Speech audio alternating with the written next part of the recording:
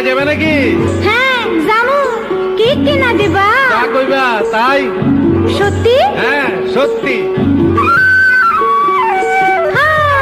কিনে দে রেশমি চুড়ি, নইলে যাবো বাপের বাড়ি, দিবি বলে কাল কাটালি।